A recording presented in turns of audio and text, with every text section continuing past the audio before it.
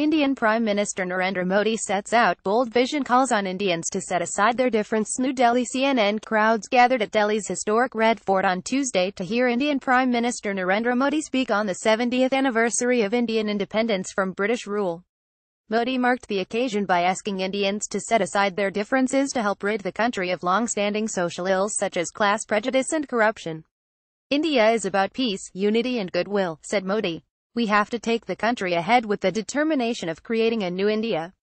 In Modi's New India, the country's youthful population will keep up with changes in the global economy, villages will have electricity and the poor will have concrete houses with water, said the Prime Minister, referring to some of his administration's major projects in the last 3 years.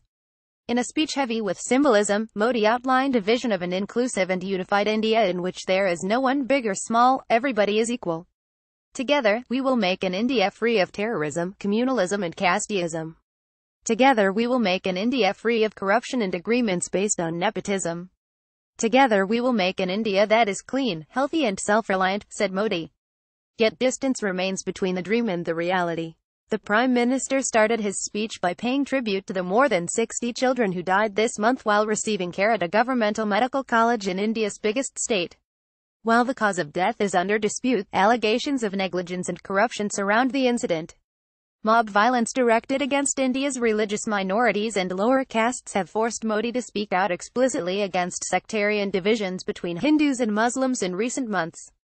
On Tuesday, he reiterated previous calls to end partisan violence. There can be no room for divisions. We have to move forwards together. Casteism and communalism will not help us.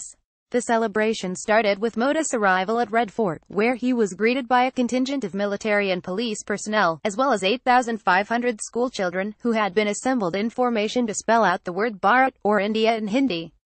The army members had been specially selected from a battalion force in Indian-administered Kashmir. In the wake of partition, India and Pakistan's bloody division, volunteers had come together to form this battalion known as the 8th Jammu Kashmir Light Infantry. Pakistan celebrated the 70th anniversary of its independence from British rule on Monday. After Modi descended from the podium, he was overwhelmed by schoolchildren eager to say hello and to get their photo taken. Outside, thousands of people braved the heat, hoping to get a photo. As the speech ended, orange, white and green balloons were released into the sky. The partition of India and Pakistan ended 2 centuries of British colonial rule and saw one of the largest human migrations the world has ever seen. The border, cutting through Bengal in the east and Punjab in the west, was confirmed 2 days after India became independent.